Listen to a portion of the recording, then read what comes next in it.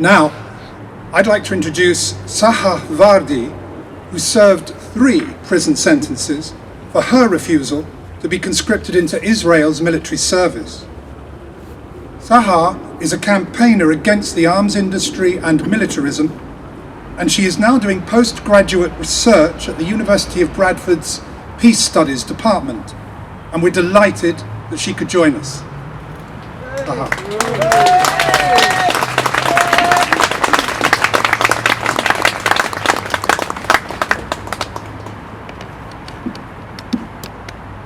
Going to have the same problem that Kika had.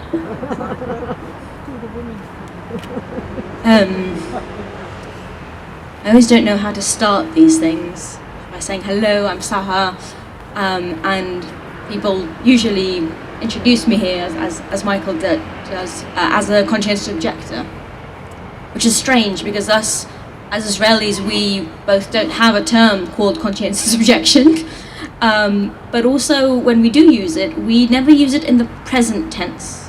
I'm not a conscientious objector. I was a conscientious objector way back, not that way back, but way back then. And I was just reflecting about that a bit, because I think conscientious objection is not something that you do once and just are that, right? It is a call for continued action. And in many ways, I think that is what we also need to be talking about. But before I speak to that, I want to recognize that this is the first Conscientious Objectors Day event that I've ever been to. And the main reason for that is that we don't really mention this day back home, because May 15th is Nakba Day, is the day in which Palestinians commemorate the destruction of villages and the dispossession of people in the end of the 1948 war. And it always feels strange to be talking about conscientious objection at the light of what war actually does. It also seems right to be speaking about it, but also strange at the same time.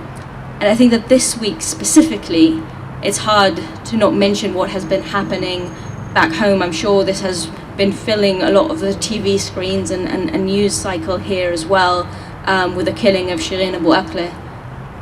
And I do want to come to that killing for a moment, because it is obvious to say that if the soldier who likely shot her would have refused, she would not have been dead. It's also true to say that if other soldiers, the ones who joined that soldier, the officers who gave the order, the entire operation that allows Israeli soldiers to invade a city, if they would have refused, she would not have been dead.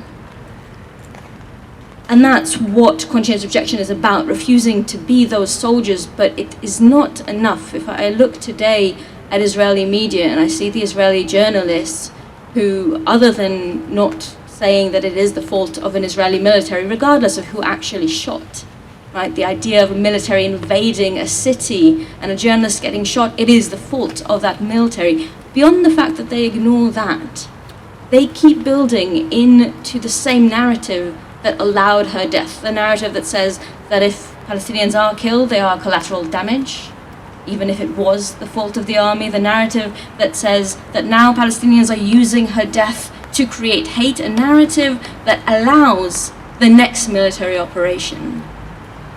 And so for me, the people responsible for her killing are not just the soldiers who were there, who should have refused to be there, but for instance, the journalists who speak about it in that way, who should have refused to do that, who should have refused to continue to copy-paste the Israeli spokesperson statement, right? We can take that to any other thing. It is the politicians who keep silent about it in this country. If we step aside from Israel-Palestine for a moment, we're not just talking about people needing to refuse and be conscientious objectors to actually take arms and fight, but also to support the entire system around it.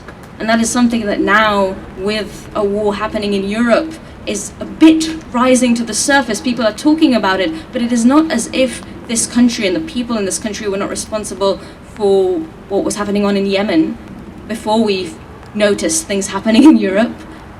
That is also conscientious objection. Conscientious objection is saying, I will first be conscious to what is happening around me and object to being part of that mechanism of war. So I think that for those of us who are not currently asked to be soldiers, and I'm no longer in that position, and I imagine most of the people here are not, for those of us who are not currently asked to be soldiers, we still need to ask, what are the places we are accidentally complicit in these wars, in these things that we say that we're against, and how do we resist that? Because conscientious objection is an ongoing action, so that we can still say we are conscientious objectors.